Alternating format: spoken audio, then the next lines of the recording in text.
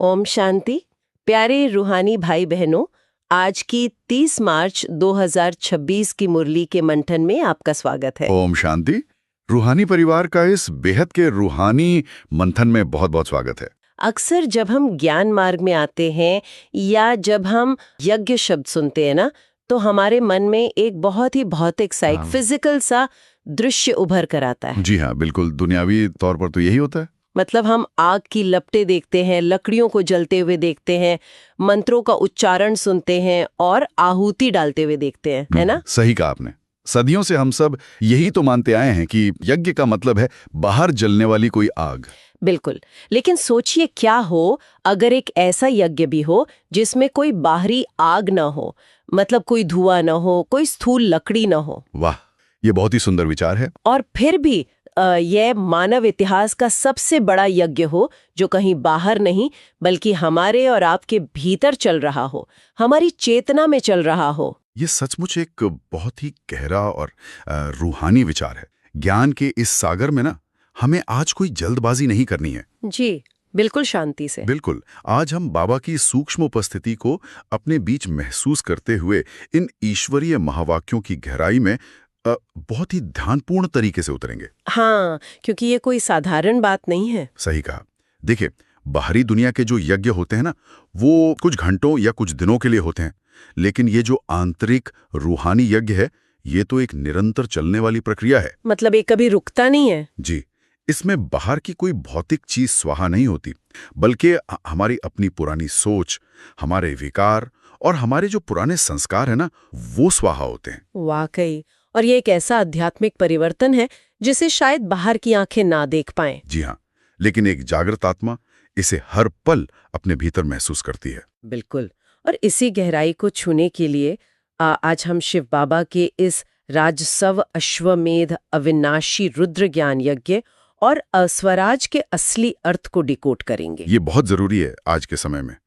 तो आइए सबसे पहले आज की मुरली के सार की ओर चलते हैं। आज बाबा ने हम मीठे बच्चों को जो सार दिया है ना, वो बहुत ही शक्तिशाली है। जी, आज का मुख्य सार है शिव बाबा के इस रचे हुए रुद्र यज्ञ की बहुत बहुत संभाल करनी है। यह बेहद का यज्ञ स्वराज पाने के लिए है। ये एक ऐसा फाउंडेशनल स्टेटमेंट है जो आज की हमारी पूरी चर्चा का आधार तय करता है। हाँ, इसमें दो शब्दों पर विशेष ध्यान देने की आवश्यकता मुझे लग रही है। एक तो बेहद का यज्ञ और दूसरा स्वराज। बिल्कुल, आप सही कह रही हैं। मतलब जब हम बेहद का यज्ञ कहते हैं तो ये शब्द ही अपने आप में असीमितता का एहसास कराता है। जी, असीमित, जिसकी कोई सीमा नहीं। हाँ, यानी ये कोई ऐसा हवन कुंड नहीं है जिसकी कोई भौगोलिक या फिजिकल सीमा हो। और अगर हम स्वराज्य की बात करें तो स्वराज्य का मतलब सिर्फ कोई बाहरी सत्ता तो नहीं है ना? बिल्कुल नहीं, बाहरी सत्ता तो आज है और कल नहीं है। वही तो, जब हम अपनी ही कर्मेंद्रियों पर, अपने ही मन, बुद्धि और संस्कारों पर शासन करना सीख जाते हैं, मतलब सेल्फ सॉवरेंटी हासिल कर लेते हैं, वही सच्चा स्वराज्य है। वाह, बहुत ही स्पष्ट तरीके से आपने इसे रखा। पर यहाँ एक प्रश्न उठता है जो आज बाबा ने भी पूछा है। मैं सोच रही थी कि इस रुद्र यज्ञ का रिस्पेक्ट यानी सच्चा सम्मान किन बच्चों को रहता है? बाबा का उत्तर इसके लिए बहुत ही स्पष्ट है।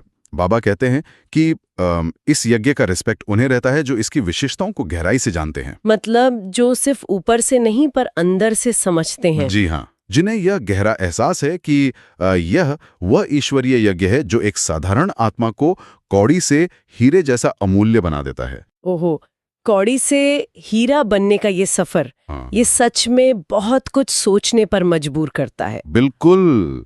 आप देखें ना, एक कौड़ी क्या होती है? हाँ, एक कौड़ी जो अंदर से बिल्कुल खाली होती है ना, जिसकी कोई विशेष कीमत नहीं होती और जिसे जरा से दबाव से तोड़ा जा सकता है। सही कहा। ये हमारी उस स्थिति को दर्शाता है जब हम देह अभिमान में होते हैं, मतलब अंदर से खाली और छोटी छोटी बातों से टूट जाने वाले। जी, थोड़ा सा भी किसी ने कुछ कह दिया और हम टूट गए। बिल्कुल। और दूसरी तरफ एक हीरा है जो अत्यधिक दबाव और तापमान सहकर बनता है, जिसकी चमक स्थायी होती है और जिसे कोई आसानी से नहीं तोड़ सकता। ये बहुत ही सटीक और प्यारी तुलना है। और इस हीरे जैसी अडिग स्थिति तक पहुंचने के लिए ना एक बहुत बड़ी शर्त है जो बाबा ने आज बताई है। अच्छा, वो क्या है? इस यज्ञ में सारी पुरानी दुनिया और यहाँ तक कि इस पुराने शरीर को भी स्वाहा करना है। यहीं पर रुककर मैं एक बहुत ही व्यवहारिक सवाल पूछना चाहती हूँ, क्योंकि ये पॉइंट थोड़ा गहरा है। जी बिल्कुल, पूछिए। जी, अब हम कहते हैं कि इस पुराने शरीर को स्वाहा करना है, तो ये बात एक नए व्यक्ति को या कई बार हमें भी थोड़ी कंफ्यूजिंग लग सकती है। हाँ, शाब्दिक अर्थ लें तो कंफ्यूजन हो सकता है। वही ना, हम जीवित रहते हुए, इस दुनिया में अपने ऑफिस का काम करते हुए, परिवार संभालते हुए, अपने इस शरीर को स्वाहा कैसे कर सकते हैं? ये बहुत ही लाजमी सवाल है। इसका हमारे दैनिक जीवन में, हमारी रोजमर्रा की दिनचर्या में असल मतलब क्या है? ये एक बहुत ही महत्वपूर्ण सवाल है, क्योंकि आध्यात्म में ना शब्दों के शाब्दिक अर्थ नहीं, बल्कि उनके रूहानी भाव को समझना होता है। जी, भाव ही सबसे मुख्य है। यहाँ शरीर को स्वाहा करने का मतलब उसे कोई भौतिक नुकसान पहुंचाना बिल्कुल भी नहीं है। मतलब शरीर को कुछ नहीं करना है? बिल्कुल नहीं। स्वाहा करने का असली अर्थ है अपने अटैचमेंट्स या मोह को खत्म कर देना। अच्छा, शरीर के प्रति जो मोह है। जी, जब हम खुद को सिर्फ एक हाड़ मांस का शरीर मान लेते हैं ना, तो हम पूरी तरह देह अभिमान में आ जाते हैं। हाँ, और फिर सारी परेशानियां शुरू होती हैं। बिल्कुल, हमारी सारी इच्छाएं, हमारे सारे डर, हमारी ईर्ष्या, हमारा लालच, सब कुछ इसी शरीर से जुड़ जाता है। मतलब हम सिर्फ शरीर के स्तर पर जीने लगते हैं। सही कहा। शरीर को स्वाहा करने का मतलब है कि इस शरीर के प्रति, इसके रूप रंग के प्रति जो हमारा मोह है, उसे ज्ञान की अग्नि में डाल देना। तो इसका मतलब ये हुआ कि ये पूरी तरह से अपनी आइडेंटिटी को शिफ्ट करने की बात है ना? जी हाँ, 100% आइडेंटिटी शिफ्ट। मैं एक विनाशी शरीर नहीं हूँ, बल्कि एक अमर चैतन्य आत्मा हूँ। जब ये स्मृति निरंतर बनी रहती है, तो क्या यही सच्ची आहुति है? जी हाँ, बिल्कुल, आपने एकदम सही पकड़ा। जब आप खुद को एक रूहानी सत्ता के रूप में देखने लगते हैं ना, तो आपके कर्म स्वतः ही शुद्ध हो जाते हैं। वाह, कर्म अपने आप बदल जाते हैं? बिल्कुल। देह अभिमान मिटने के बाद इंसान कोई भी बेकायदे कर्म यानी अनराइचियस एक्शन कर ही नहीं सकता, क्योंकि आत्मा तो पवित्र है। सही बात है। और जब हमारे कर्म शुद्ध होते हैं, हम किसी को दुख नहीं देते, तभी हम असल में इस यज्ञ का सच्चा रिस्पेक्ट रख रहे होते हैं। मतलब यज्ञ का सम्मान सिर्फ हाथ जोड़ने से नहीं, कर्मों से होता है। जी, कोई भी ऐसा कर्म जो यज्ञ में विघ्न डाले, वो देह अभिमान की ही उपज होता है। ये बहुत ही गहराई से समझ में आने वाली बात है। और जब हम इस आंतरिक यज्ञ में खुद को पूरी तरह से स्वाहा करने वाले महान उदाहरणों की बात करते हैं ना, जी, तो सबसे पहला चित्र मम्मा का आता है। जी, मम्मा यानी हमारी जगत अम्बा। बिल्कुल।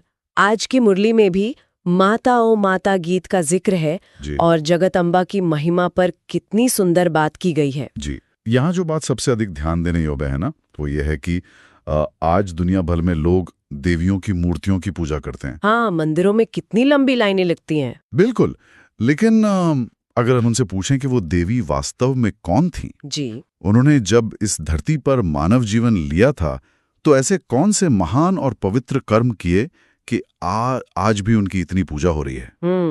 तो उनके पास इसका कोई स्पष्ट जवाब नहीं होता है ना? सही कहा, उनके पास जवाब नहीं होता। वे सिर्फ परंपरा के अनुसार बस बुत पूजा कर रहे हैं। ये सच में विचार करने वाली बात है। रूहानी परिवार भी इस बात को महसूस कर सकता है।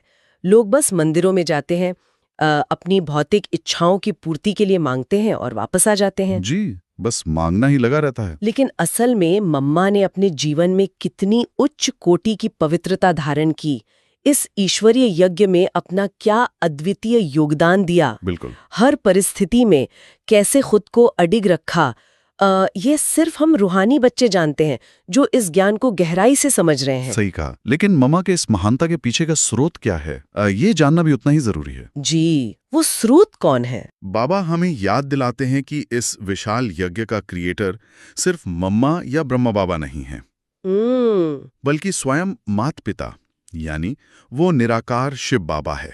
मम्मा और बाबा ने भी तो खूब उस निराकार परमात्मा से ही ज्ञान का वर्षा लिया और उसे अपने जीवन में उतारा।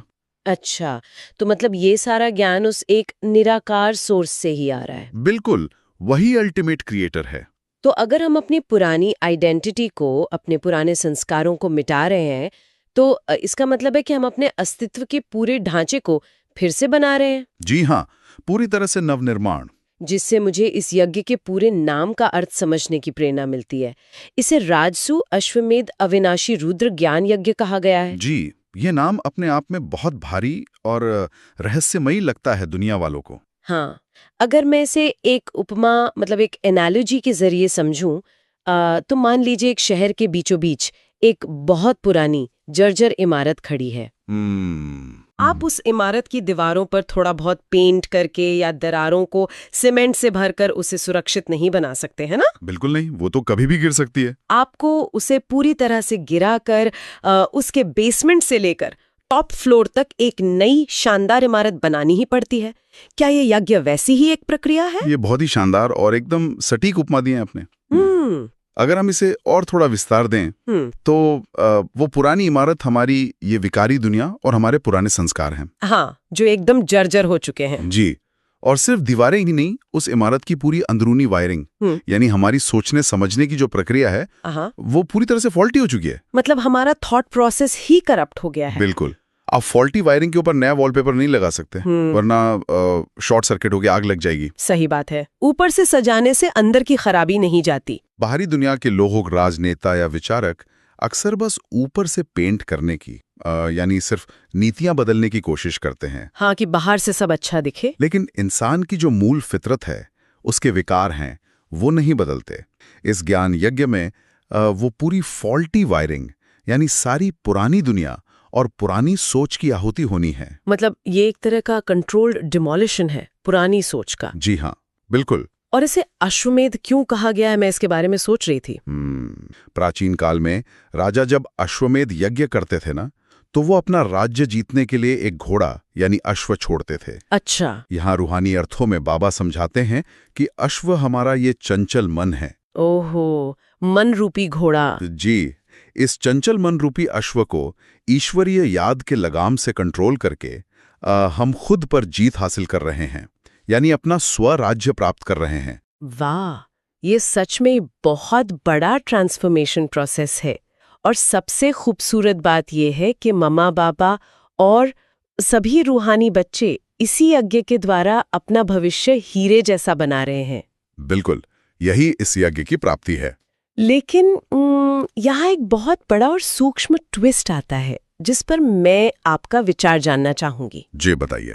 मुरली में बाबा स्पष्ट कहते हैं कि देहधारी का आकर्षण नहीं होना चाहिए।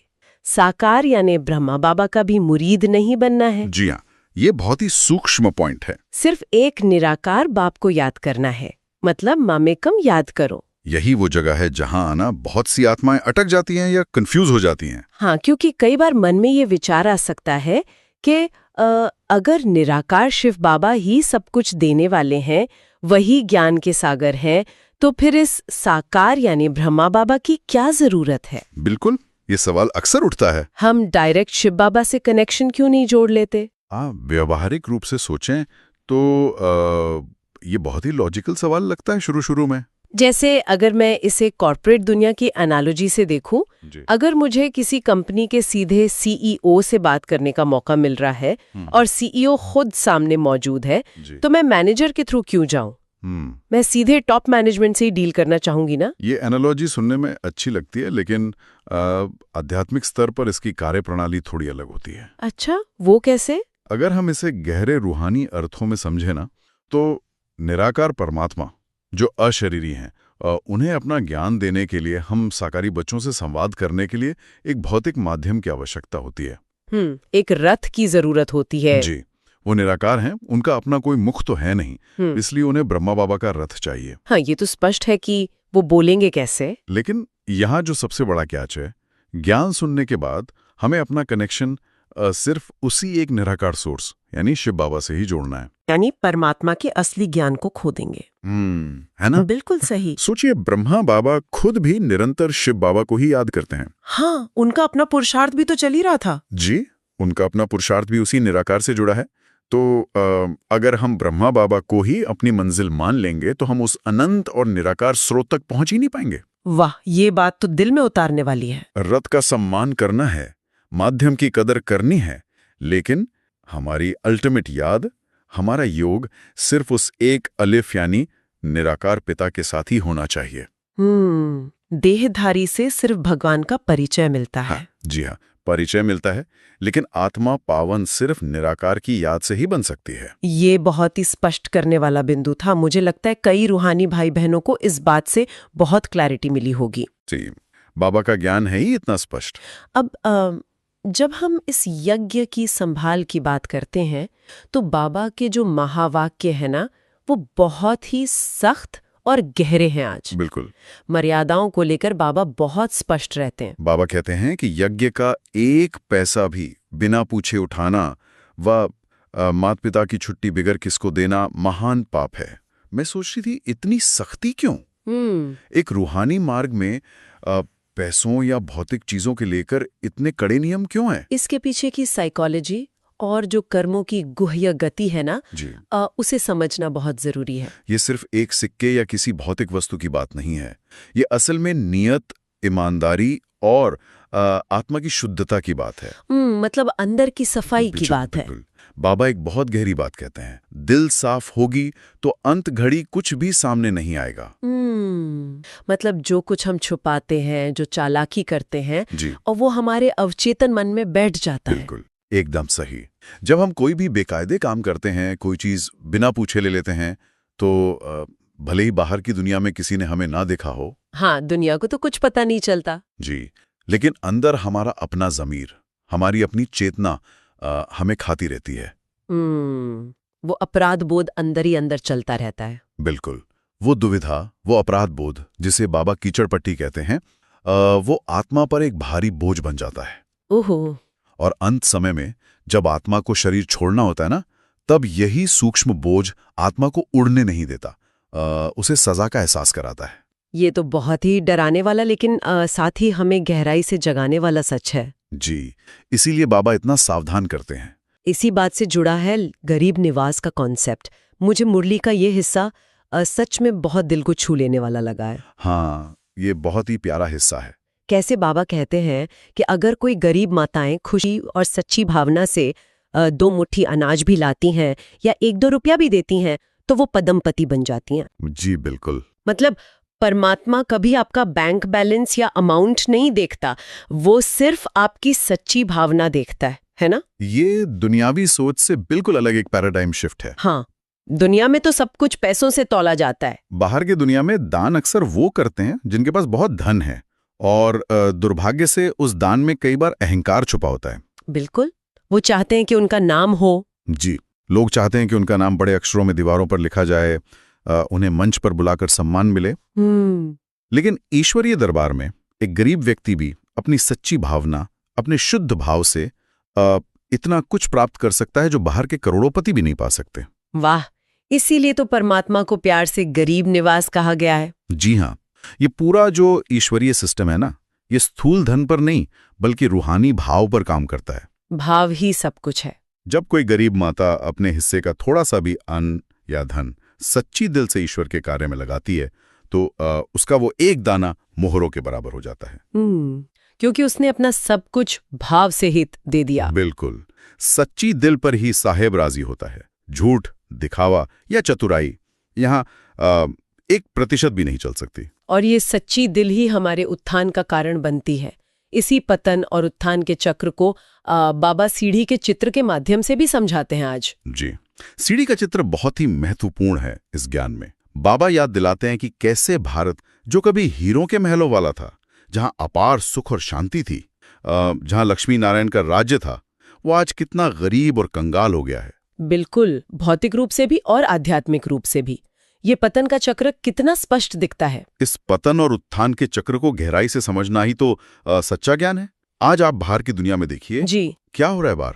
विश्व की सत्ता या बादशाही पाने के लिए देश कितना पैसा, कितना बारूद खर्च करते हैं। भयानक युद्ध होते हैं, लाखों मासूम जाने जाती हैं, खरबों का नुकसान होता है। हाँ, रोज ही हम खबरों में यही सब तो देखते हैं। और इतना सब कुछ नष्ट करने के बाद भी क्या किसी को असली शांति या स्थायी सत्ता मिलती है? बिल्कुल नहीं। और इसके ठीक विपरीत हमारा ये रूहानी मार्ग है। बिना एक कौड़ी खर्च किए, बिना किसी हथियार के, सिर्फ एक अलिफ को याद करने से सेकंडों में विश्व की बादशाही मिलती है। जी हाँ, सेकंड में जीवन मुक्ति। ये कॉन्ट्रास्ट अपने आप में कितना पावरफुल है। एक तरफ विनाशकारी हथियारों पर अंधाधुंध खर्च और दूसरी तरफ एक शांत मन से परमात्मा की याद, जो एक मानसिक और आध्यात्मिक साम्राज्य खड़ा कर देती है। यही तो ईश्वरीय ज्ञान की सुंदरता है। पर बाबा ने बहुत प्यार से ये भी चेतावनी दी है कि याद की इस यात्रा में बड़ी मेहनत है। हाँ, माया के विघ्न तो आते ही हैं। जी,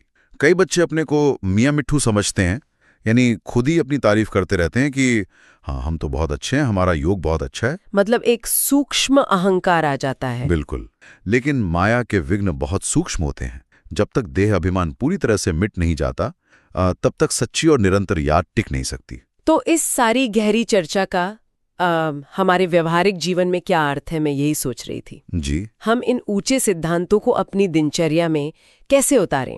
धारणा के लिए आज का मुख्य सार क्या है? धारणा तो सबसे महत्वपूर्ण कदम है। अगर कोई भाई या बहन अभी ये रूहानी मंथन सुनते हुए ऑफिस जा रहा है या घर की रसोई में काम कर रहा है, तो वो इसे कैसे अप्लाई करे? धारणा के लिए बाबा ने 2 बहुत ही स्पष्ट और प्रैक्टिकल बातें कही हैं। पहला, इस रुद्र यज्ञ का बहुत बहुत रिस्पेक्ट रखना है और वातावरण को शुद्ध और पावरफुल बनाने में सहयोगी बनना है। तो इसका प्रैक्टिकल मतलब क्या हुआ? इसका मतलब ये नहीं कि आपको दिन भर बैठकर सिर्फ ध्यान लगाना है या काम छोड़ देना है। हाँ, वो तो संभव भी नहीं है गृहस्थ में। जी, इसका मतलब है कि आप जहां भी हों, चाहे ऑफिस की मीटिंग में हो या किचन में खाना बना रहे हो, आपका हर संकल्प, आपका हर शब्द इतना शुद्ध और शांत हो कि आपके आसपास का माहौल स्वतः ही पीसफुल हो जाए। वाह, मतलब अपने ही घर को, अपने ही वर्कप्लेस को एक यज्ञ भूमि मान लेना, जहां मेरे कर्म ही मेरी आहुति हैं। बिल्कुल, कितनी सुंदर बात कही आपने। हाँ। और दूसरा पॉइंट जो बाबा ने दिया है, अपने पास कुछ भी छिपाकर नहीं रखना है। साफ दिल। जी, दिल एकदम साफ रखना है। इस यज्ञ की कौड़ी कौड़ी अमूल्य है, इसलिए एक कौड़ी भी व्यर्थ नहीं गंवानी है। तो इसे सिर्फ पैसे के अर्थ में तो नहीं देखना चाहिए ना? बिल्कुल नहीं। अब इसे सिर्फ पैसे के अर्थ में न देखें। हमारी असली संपदा क्या है? हमारी एनर्जी। जी, हमारी एनर्जी, हमारा समय, हमारे विचार। तो जो समय हम दूसरों की बुराई देखने में, परिचिंतन में या पास्ट की व्यर्थ बातों में लगाते हैं, वो भी तो एक तरह की वेस्टेज है। वो भी तो कौड़ी गंवाना ही हुआ। 100%। आपने एकदम सही दौड़ा इसे। अपनी मेंटल एनर्जी को कंजर्व करना, उसे बचाना और उसे सही जगह यानी परमात्मा की याद में इन्वेस्ट करना ही एक कौड़ी भी व्यर्थ न गंवाना है। ये बहुत ही प्रैक्टिकल अप्रोच है। रूहानी परिवार इसे बहुत आसानी से अपने जीवन में उतार सकता है। जी हाँ। और इस मानसिक ऊर्जा को सही दिशा में रखने के लिए आज का जो वरदान है वो एक मास्टर की तरह काम करता है। बिल्कुल, आज का वरदान बहुत ही शक्तिशाली है। आज बाबा का वरदान है, तीनों कालों को सामने रख हर कार्य में सफल होने वाले सदा विजयी भव। त्रिकालदर्शी स्थिति अध्यात्म के मार्ग पर यह चेतना का बहुत ही ऊंचा स्तर है। आइए इसे दैनिक जीवन के एक उदाहरण से गहराई से समझते हैं। जी बताइए। त्रिकालदर्शी मतलब जो भूत, वर्तमान और भविष्य तीनों कालों को देखकर कर्म करे। मान लीजिए आप ऑफिस में हैं और किसी सहकर्मी ने आपके किए गए काम का क्रेडिट खुद ले लिया।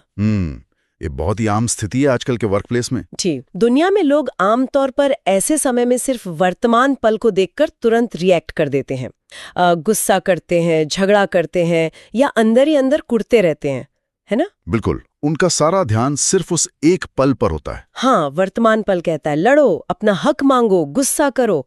लेकिन एक त्रिकालवर्षी आत्मा क्या करेगी? ये सोचने वाली बात है। वो कोई भी शब्द बोलने से पहले पॉज लेगी। वो सोचेगी इस परिस्थिति का पास्ट क्या है। शायद ये मेरा ही कोई पुराना कर्मिक अकाउंट है जो अब चुकतू हो रहा है। वाह, कितनी गहरी समझ है ये। मैं वर्तमान में क्या कर रही हूँ? अगर मैं गुस्सा करूंगी तो मैं अपने रूहानी शांति खो दूंगी। और इसका भविष्य में क्या परिणाम होगा? मेरी स्थिति गिरेगी और मेरे ईश्वरीय पुरुषार्थ में विघ्न पड़ेगा। कितना सुंदर विश्लेषण है। जब कोई आत्मा कॉज एंड इफेक्ट को इस तरह रियल टाइम में समझती है ना जी, तो वो क्षणिक आवेश में आकर अपनी शांति नहीं खोती। बिल्कुल, वो अपना स्वराज्य नहीं छोड़ती। जी, वह चुप रहना या बहुत ही शांति से अपनी बात रखना चुनती है। और जब हम इस तरह से तीनों कालों को देखकर सोचना शुरू करते हैं तो हमारे कर्म कभी साधारण नहीं रहते, वे अलौकिक और ईश्वरीय कर्म बन जाते हैं। और यही अलौकिक स्थिति हमें आज के स्लोगन की तरफ ले जाती है। आज का स्लोगन है, हद के किनारों को छोड़ एक बाप को सहारा बना लो तो पार हो जाएंगे। जी, हद के किनारे। हद की सोच मतलब सिर्फ अपने बारे में, अपनी छोटी मोटी इच्छाओं के बारे में, या सिर्फ इसी एक पल के सुख दुख के बारे में सोचना। इस हद को छोड़कर बेहद में जाना। ये स्लोगन आज के पूरे विषय मतलब यज्ञ में अपने पुराने संस्कारों को स्वाहा करने से एकदम गहराई से जुड़ता है। जी हाँ, हद की सोच ही वो पुराना शरीर या पुरानी दुनिया है जिसे हमें स्वाहा करना है। बिल्कुल। जब तक हम किनारे की जमीन को कसकर पकड़े रहेंगे तब तक हम समंदर पार कैसे कर सकते हैं? एक बाप का सहारा लेना ही वो नाव है जो हमें पार ले जाएगी। किनारे को छोड़ने की हिम्मत तो करनी ही पड़ेगी, और आज के अव्यक्त इशारे भी इसी हिम्मत और निश्चय से जुड़े हैं। बिल्कुल, आज के अव्यक्त इशारे में बहुत ही सूक्ष्म बात कही गई है। बाबा कहते हैं, निश्चय के फाउंडेशन को मजबूत कर सदा निर्भय और निश्चिंत रहो। इसमें बाबा की एक लाइन ने मुझे बहुत गहराई से सोचने पर मजबूर किया। कौन सी लाइन? बाबा कहते हैं कि कई बार हम सोचते हैं, मैं स्वयं को जानती हूँ कि मैं ठीक हूँ, दूसरे नहीं जानते, आगे चलकर देख लेंगे क्या होता है। जी। बाबा ने इसे अलबेलेपन की मीठी निद्रा कहा है। यह आध्यात्मिक जीवन का सबसे बड़ा और मीठा ट्रैप है। इसे हम स्पिरिचुअल कंफर्ट जोन कह सकते हैं। हाँ, वो कंफर्ट जहाँ हम खुद को सही साबित करते रहते हैं। बिल्कुल। हमें लगने लगता है कि हम तो ज्ञान मार्ग में हैं, रोज मुरली सुन रहे हैं, थोड़ा बहुत नियम भी मान रहे हैं, तो सब ठीक चल रहा है। लेकिन अंदर ही अंदर वो अलबेलापन, वो केयरलेसनेस दीमक की तरह हमारे रूहानी फाउंडेशन को खोखला कर रही होती है। हम अपनी ही कमियों को जस्टिफाई करने लगते हैं। हम खुद को ही धोखा दे रहे होते हैं। तो इस मीठी नींद से खुद को जगाने का और अपनी चेतना को उस हीरे जैसी अस्थिति तक उठाने का सबसे अच्छा तरीका क्या है? इसका सबसे सुंदर, असरदार और शांत तरीका है स्वमान का अभ्यास। जी, स्वमान की शक्ति। जी, जब हम बाहरी दुनिया के शोर से पूरी तरह कटकर अपने भीतर की गहराइयों में जाकर खुद को अपनी असली रूहानी पहचान याद दिलाते हैं। तो प्यारे रूहानी परिवार, आइए कुछ पलों के लिए बाहरी दुनिया के सारे विचारों को, सारी चिंताओं को, ऑफिस या घर की बातों को एक तरफ रख देते हैं। एक गहरी सांस लें। महसूस करें, मैं एक महान ईश्वरीय यज्ञ की स्वराज्य अधिकारी आत्मा हूँ। मैं तीनों कालों को जानने वाली त्रिकालदर्शी सदा विजयी आत्मा हूँ। मैं संपूर्ण निश्चय बुद्धि, अलबेलेपन से मुक्त और निर्भय आत्मा हूँ। सच में दिन भर की भाग दौड़ के बीच ये ठहराव कितना जरूरी है। जी हाँ, यही सच्चा योग है। उस अदृश्य यज्ञ की शांत अग्नि को अपने भीतर महसूस करना, जहां हमारी सारी कमजोरियां, हमारे सारे व्यर्थ संकल्प जलकर भस्म हो रहे हैं। बिल्कुल, सब कुछ स्वाहा हो रहा है। आज के इस गहरे रूहानी सफर को समेटते हुए मैं एक ऐसा विचार छोड़ना चाहती हूँ जिस पर हम सब आज पूरे दिन विचार कर सकें। जी, ये बहुत अच्छा रहेगा। क्या आज मेरे द्वारा किया गया कोई भी कर्म या बोला गया कोई भी शब्द ऐसा तो नहीं जो मेरे खुद के अंदर चल रहे इस रूहानी यज्ञ में कोई विघ्न डाल रहा हो? बहुत गहरा सवाल है। क्या मैं सचमुच अपने पुराने संस्कारों को उस अदृश्य अग्नि में स्वाहा कर रही हूँ, या अभी भी उस पुराने शरीर के अभिमान को छुप छुप कर पकड़े हुए हूँ? ये बहुत ही गहरा आत्मनिरीक्षण है। यही वो चेकिंग है जो हमें उस अमूल्य हीरे जैसी स्थिति तक ले जाएगी। जी। जब हम खुद से ये सवाल रोज हर पल पूछेंगे, तभी हम सच्चे अर्थों में स्वराज्य अधिकारी बन पाएंगे। अगर आज की मुरली से आपको कोई विशेष प्रेरणा या स्वमान का अनुभव मिला हो, तो उसे अपने जीवन में धारण करें और दूसरों को भी प्रेरित करें। अपने विचार या अनुभव कमेंट में साझा करें ताकि अन्य आत्माओं को भी शक्ति मिले। याद रखें, हर शुभ संकल्प ही विश्व कल्याण की सेवा है। ओम शांति।